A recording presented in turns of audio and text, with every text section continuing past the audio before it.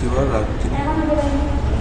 রাত্রিবেলা আমরা অরবিন্দ রোডে বড়মার ওখানে পাকিস্তান মুর্দাবাদ লিখছিলাম রাস্তায়, এবং হঠাৎ তৃণমূলের গুন্ডা বাহিনী এসে আমাদের উপর চড়াও এবং আমাকে প্রচণ্ড মারধর করে। এবার হচ্ছে এদের পেটে এক কলম বিদ্যে নেই যে কোনো স্বাধীন রাষ্ট্রের পতাকা, প্রতিবেশী রাষ্ট্রের পতাকাকে অবমাননা করলে উক্ত রাষ্ট্র মানে আমাদের দেশ তাতে রাষ্ট্রসংঘে তাকে অ্যান্সারেবল হতে হয়, রাষ্ট্রসংঘের কাছে তাকে জবাবদিহি করতে হয়। যুদ্ধ ঘোষণা করা ছাড়া কিন্তু এটা করা যায় না, কোনো দেশের পতাকা অবমাননা করা যায় না। এবং আমরা নমস্কার বন্ধুরা, আমার নাম ধ্রুবজ্যোতি সরকার। শনিবার রাতে যুদ্ধবিরতি লঙ্ঘন করে ভারতের ওপর ফের হামলা চালিয়েছে বিশ্বাসঘাতক পাকিস্তান। আর তারপরেই রাস্তায় নেমে পাকিস্তানি ফ্ল্যাগেকে পাকিস্তান মুর্দাবাদ লিখে বিক্ষোভ দেখাতে গিয়েছিল বেশ কিছু মানুষ। কিন্তু তা দেখে হয়তো বেশ কিছু টিএমসি কর্মীর খুব খারাপ লেগেছে।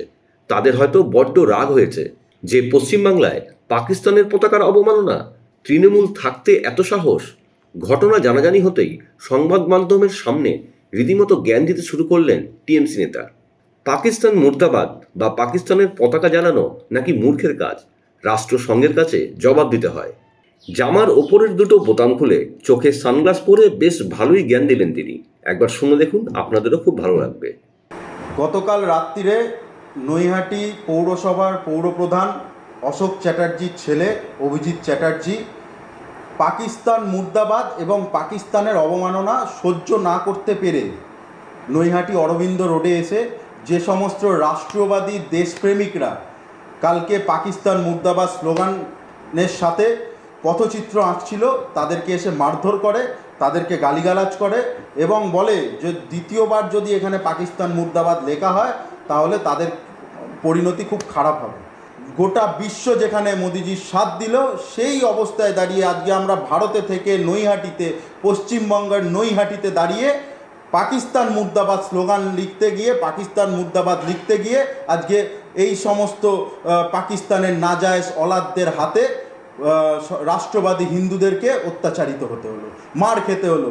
আজকে তাদের মধ্যে একজনের অবস্থা আশঙ্কাজনক, খুব গুরুতর আশঙ্কাজনক অবস্থায় কালকে আজকে এইমসে ভর্তি করা হয়েছে। এখানে দেখুন, এখানে চেয়ারম্যানের ছেলে অভিজিৎ চ্যাটার্জি এসে কিভাবে গালিগালাজ করছে, তারও ভিডিও রেকর্ডিং আছে এবং আরও পুরো ঘটনার ভিডিও রেকর্ডিং ছিল। ও হাত থেকে ফোন কেড়ে নিয়ে ওরা ডিলিট করেছে, ফোন ভেঙে দিয়েছে। আমরা কোন রাজ্যে বাস করছি? আমরা কি ভারতে বাস করছি নাকি আমরা পাকিস্তানে বাস করছি? আমরা এই বিষয়ে আমাদের খুব চিন্তিত। আমরা পুলিশ তো ওখানে উপস্থিত ছিল, পুলিশ নীরব দর্শক ছিল। মানে বলুন রাষ্ট্রবাদী, আগে সেটা বলুন। আমরা সব পাকিস্তানের দালাল, আমরা পাকিস্তানের কি যেন শুনছিলাম কি, আর যত রাষ্ট্রবাদী ওরা। আমি প্রথমেই তথাকথিত রাষ্ট্রবাদীদের উদ্দেশ্যে বলতে চাই যে ব্যাপার হচ্ছে এদের পেটে এক কলম বিদ্যে নেই। আমাদের এটাই খুব দুর্ভাগ্য, ভারতীয় জনতা পার্টি নামক এমন একটি মূর্খদের একটা প্ল্যাটফর্ম সার্বিকভাবে। যে পরশুদিনের যে ঘটনাটা ঘটেছিল তারা জানে না যে কোনো স্বাধীন রাষ্ট্রের পতাকা, প্রতিবেশী রাষ্ট্রের পতাকাকে অবমাননা করলে উক্ত রাষ্ট্র মানে আমাদের দেশ তাতে রাষ্ট্রসংঘে তাকে অ্যান্সারেবল হতে হয়, রাষ্ট্রসংঘের কাছে তাকে জবাবদিহি করতে হয়। এবং তখন করা যায় যখন কোনো দেশ যুদ্ধ ঘোষণা করে। এক্ষেত্রে বলে রাখা ভালো, ভারত পাকিস্তানের মধ্যে যেটি হচ্ছে সেটি কিন্তু কেউ কারোর বিরুদ্ধে এখনও যুদ্ধ ঘোষণা করেনি। যুদ্ধ ঘোষণা করা ছাড়া কিন্তু এটা করা যায় না, কোনো দেশের পতাকা অবমাননা করা যায় না। এবং আমি আপনাদের বলে দিই, কোনো মারপিটের ঘটনা ঘটেনি। সৌমদীপ মোদককে আমি জানি না, এখানে থাকে হয়তো, আমি চিনি না, কোনো এক সময় আমার ঘরে থাকতো। কোনো মারপিটের ঘটনা ঘটেনি। আমাদের পৌরপ্রধান অশোক চট্টোপাধ্যায় ছিল, তিনি নিজে অনুরোধ করেছেন এবং ভারতীয় জনতা পার্টির যারা আঁকছিলেন তাদের বোঝাতে সক্ষম হয়েছে এবং তারা নিজেরা মুছেছে, আমরা কেউ মুছি। পুলিশ দাঁড়িয়ে তারা নিজেরা বোঝাতে সক্ষম, তারা বুঝছে। এইভাবে কি রাষ্ট্রবাদী হওয়া যায় নাকি?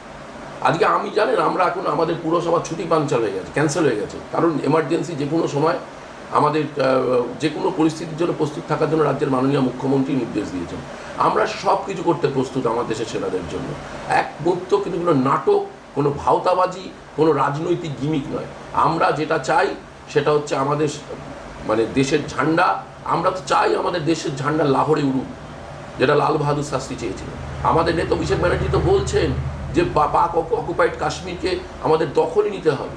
আমরা তো বলছি, আমরা সর্বদা আমরা অন্তত এই বিষয় আমরা কেন্দ্রীয় সরকারের সাথে আছি। কে কী বললো, ওই দুয়ানা চারানার ভারতীয় জনতা পার্টির নেতা মূর্খদের একটা প্ল্যাটফর্ম, আমি তাতে একটুও চিন্তিত নই, উদ্বিগ্ন নই। বন্ধুরা, ভিডিওটি ভালো লাগলে দয়া করে লাইক শেয়ার করে দেবেন, আমাদের পেজটা ফলো করে নেবেন আর আপনার মতামত কমেন্ট করে অবশ্যই জানান। ধন্যবাদ।